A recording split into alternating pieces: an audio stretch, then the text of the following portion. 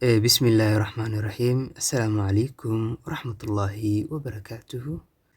Saaxiibayaal, maalin wanaagsan. Waxaan rabaa inaan maanta idin tuso habka ugu fudud ee aad uga shaqaysan karto cryptocurrency ama lacag aad uga samayn karto adiga oon wax badan iyo waqti badan aan gelin. Waxaad iibsanaysaa coin ayaad iibsanaysaa, kadibna waad ku kaydsanaysaa wallet-kaada. kadibna sida waxaad ku samaynaysaa earn money ama lacag inaad investment aad ku samaysid lacagtaada ay ku shaqeyso.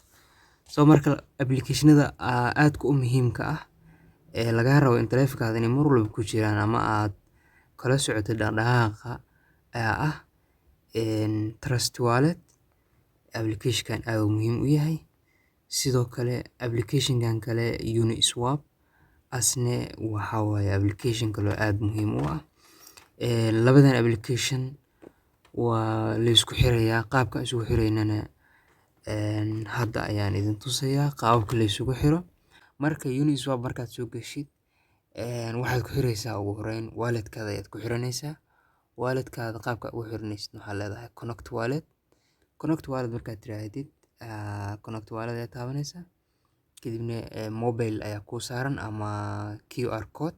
Hadaad computer-ka isticmaalaysid waxaad isticmaalaysaa QR code. Hadaad mobile tahayna mobile ayaad isticmaalaysaa. Connected markaad tiraahdid hadda waa kana MetaMask iyo Token Pocket, DeFi wallet.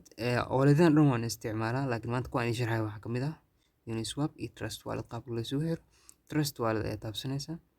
kadibna waxaad gelinaysaa security-kaaga. Security finger ayaa ugu xiran.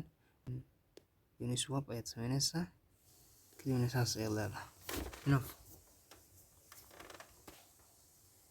connect. hadda qaabkaas ay isugu xiran yihiin. Ethereum oo kale haddaan maanta iibsanayno ayadana sidoo kale waxay maraysaa 2700 lacagahan aad qaali u yihiin. kadibna swap ayaad leedahay. lacagaas meesha lacagta zero waaye, waa eber. Insufficient balance ayuu leeyahay. marka cashiro badan idiin soo socdo la socda.